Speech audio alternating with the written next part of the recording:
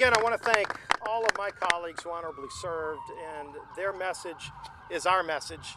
We stand with those people in Afghanistan. We stand with those Americans who were abandoned by this president behind enemy lines. The first priority has to be getting them back home, including members of the press who are still stranded behind enemy lines right now. I know some are reporting, some are in hiding.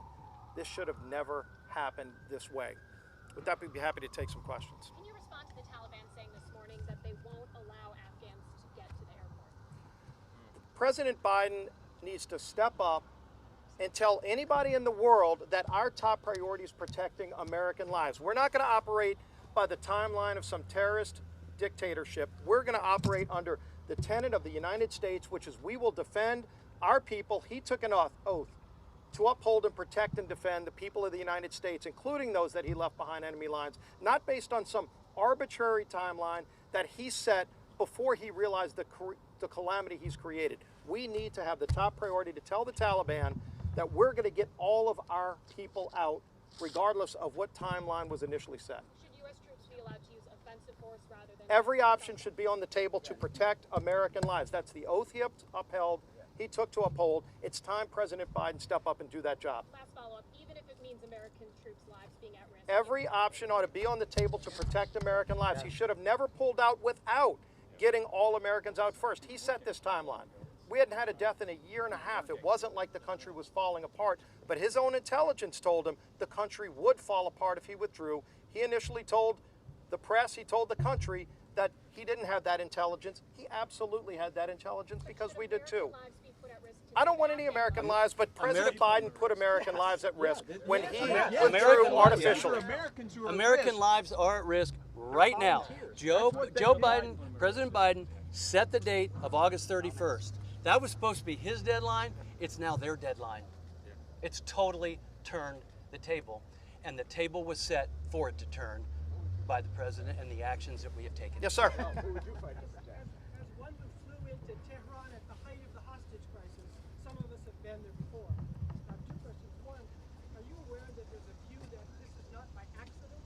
This is a payment to China on the behalf of Biden because of what's happened so far? And second, that in fact there is an opposition movement within Afghanistan.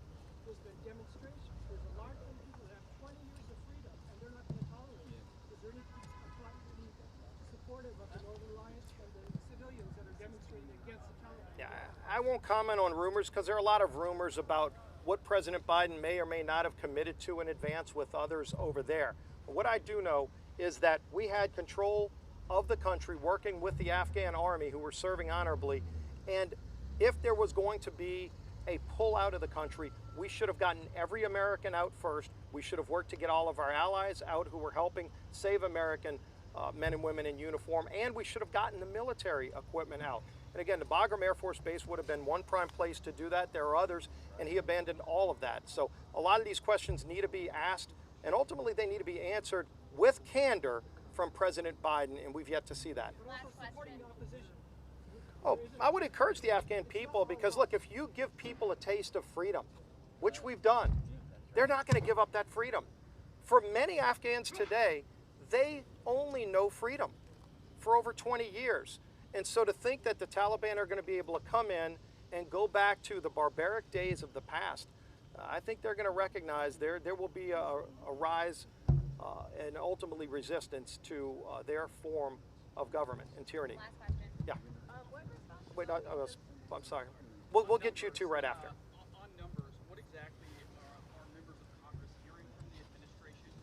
Are you confident that the administration has a plan in place to determine the number of citizens left in the country? And then lastly, if there is an extension in place, without knowing the total scope of people still left in country, what is your recommendation? How long to extend it? How do we determine the scope of the mission? Well, the first thing that needs to happen is President Biden needs to come clean with the total number of Americans that they know are abandoned behind enemy lines. They have a lot of those numbers. They won't share them with us. They won't share them with the press. And I think part of it is they don't want to be held accountable and responsible for what they did. But again, the president's job, you go back to the 1950s, the buck stops here. President Biden said that actually about a week ago, and then he went off blaming everybody else. But ultimately, it's his decision. He's got to own this, but he's got to own up to the American people. How many Americans are over there? He knows a number. He just doesn't want to share it with the American people. I thought he campaigned saying he'd be transparent. He's not. And he owes it to those families to let them know that he knows who their loved ones are and that he's spending every day to get them out. He's been spending the last 2 days on the telephone threatening Democrats to vote for tax increases. Why isn't he working the phones to get every American out of Afghanistan? It's a national and international disgrace. We're not going to play that game. We're working here hard to find out that answer. In fact, Congressman Waltz has legislation to get an accounting of all Americans who were left behind enemy lines. I wish Speaker Pelosi would bring that bill to the floor today instead of what she's trying to bring to the floor to tax American families here at home. It shows you their priorities are so out of touch with the American people, not only here in America, but the Americans who are left behind enemy lines that still to this day want to get home and can't. Final question, we'll go with you. What responsibility do Republican leaders bear for the way things have unfolded there over the last 20 years? You talked a lot about Joe Biden, but what about the last 20 years and the role Republicans have played in that?